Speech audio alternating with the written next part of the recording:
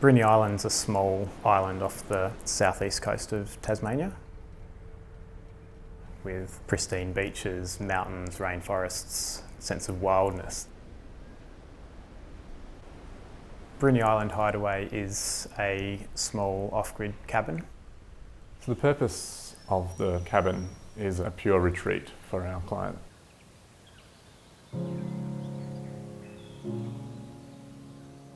So our client, Sophia, she had a great love of Japanese architecture and minimalist sort of design. It was designed to have no loose furniture. So we've got single material that folds and adapts into benches, lofts. It's all part of the one object. We chose a Baltic pine because it has that real lightness, but it also has the richness that we were looking for. The cabin's 28 metres squared as a footprint. It also has an 8 metre squared loft and 3 6 metre squared external decks. The design of the cabin was largely born out of a response to the site. The views to the south are quite picturesque, whereas we needed to catch sun to the north. So the roof is sloped to angle the solar panels directly to the winter sun. Rainwater is harvested from the roof and collected in underground tanks to keep the clearing uncluttered. The decks allow views to the south, whereas obviously the sun is from the north. So we were trying to create a deck where you get both those views and still are quite sunny. So the translucent sliding doors on each side of the building create a sense of containment.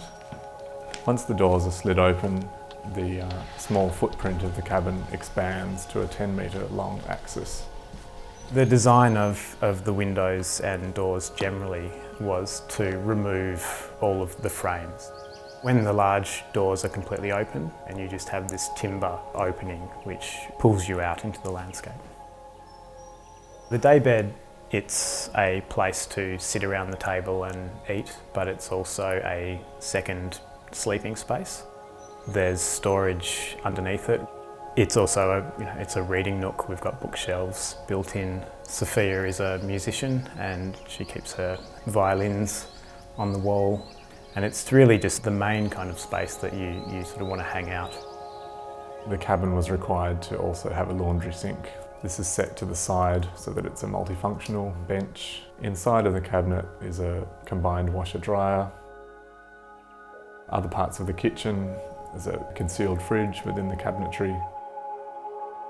There's a gas cooktop for quicker cooking or summertime when you don't want to heat the space at the same time. I guess the idea of it being a retreat, you have time to bake bread. So the wood-fired oven is a beautiful ritual to cook your food.